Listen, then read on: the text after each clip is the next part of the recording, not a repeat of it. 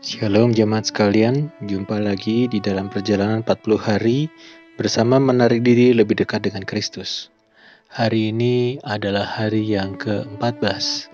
Mari kita membuka firman Tuhan yang terambil dari Kitab Daniel pasal 9 ayat yang ke-16. Demikian firman Tuhan. Ya Tuhan, sesuai dengan belas kasihan-Mu, biarlah kiranya murka dan amarah-Mu berlalu dari Yerusalem kotamu, gunung-Mu yang kudus. Sebab oleh karena dosa kami dan oleh karena kesalahan nenek moyang kami, maka Yerusalem dan umat-Mu telah menjadi celah bagi semua orang yang di sekeliling kami. Bapak Saudara, pada saat itu Daniel menyadari betapa porak-porandanya bangsanya. Namun ketika menghadapi porak-poranda bangsanya, apa yang dilakukan Daniel? Apakah tidak percaya? Bisa dia lakukan itu, mengingat dia bukan salah satu termasuk orang yang berbuat kejahatan di mata Tuhan.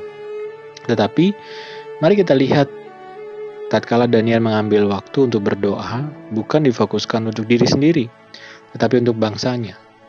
Ketika kita membaca seluruh isi doa Daniel yang ada di dalam bagian ini, secara khusus di pasal 9 ayat 1 sampai dengan 19, sungguh menarik bahwa Daniel banyak sekali menggunakan kata kami dan bukan mereka.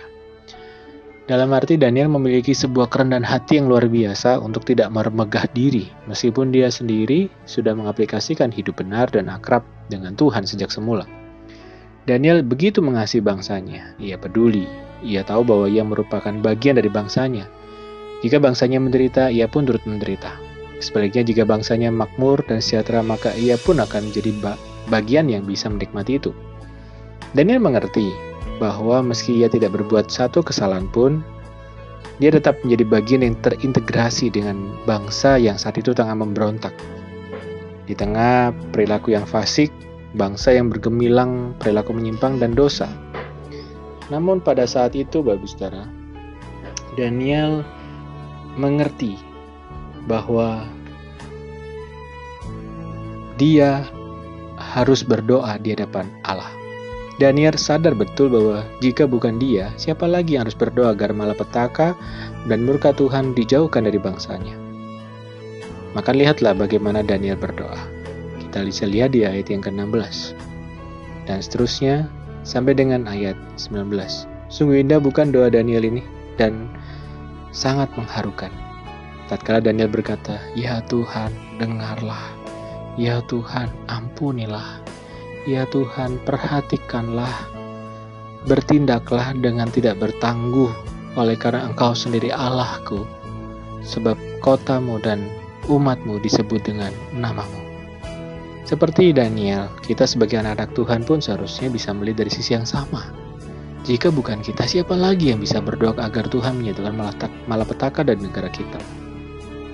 Agar Tuhan juga berkenan memberkati bangsa dan negara kita. Mari Bapak Saudara, di masa-masa seperti ini, masa-masa pandemik, mari kita berdoa. Namun sudahkah kita menjadi anak-anak Tuhan yang tidak egois, tidak apatis, dan tidak peduli dengan kemakmuran kemajuan bangsa kita, atau dengan masa pandemik di negara kita ini? Sudahkah kita ambil bagian sebagai porsi kita, setidaknya berdoa syafaat bagi bangsa kita? Sebagai anak bangsa, sudah selayaknya kita peduli dan turut mendoakan bangsa dan negara kita. Paulus dalam surat untuk Timotius berkata, "Pertama-tama aku menasihatkan, naikkanlah permohonan, doa syafaat dan ucapan syukur untuk semua orang, untuk raja-raja dan untuk semua pembesar, agar kita dapat hidup tenang dan tentram dalam segala kesalehan dan kehormatan." Mengapa demikian? Karena itulah yang baik, yang berkenan kepada Tuhan, yang menghendaki semua orang diselamatkan dan memperoleh pengetahuan akan kebenaran. Bapak Saudara, mari kita jadi warga negara yang baik, menghormati pimpinan kita, tidak mengeluh, tetapi justru kita mendoakan. Nah, saat ini kita diminta untuk mendoakan untuk suster dan dokter di garda depan dalam pemulihan COVID-19.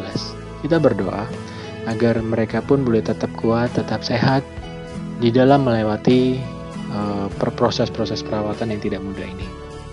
Dan biarlah kita pun juga sepanjang hari ini kita mendoakan mereka.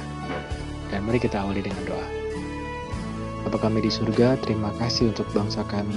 Tuhan yang telah memimpin, memelihara bangsa ini sampai detik ini.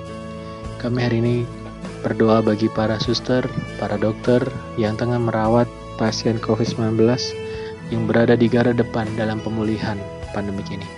Tuhan berkati, Tuhan lindungi, bahkan Tuhan berikan kesehatan yang baik, agar banyak orang boleh tetap sehat, boleh tetap pulih, karena Tuhan yang menopang mereka. Terima kasih ya Tuhan. Kami juga berdoa bagi keluarga kami, istri, suami, anak-anak yang terus belajar, bekerja. Tuhanlah yang melindungi mereka, dan Tuhan yang memimpin mereka. Terpujilah nama Tuhan, ini syukur doa kami, di dalam nama Tuhan kami, Yesus Kristus. Amin. Bapak Sarah, tetaplah berdoa. Secara khusus hari ini kita berdoa bagi dokter dan suster. Sebutkan nama mereka jika kita kenal mereka. Dan tetap semangat, jalani aktivitas. Tuhan Yesus memberkati. Amin.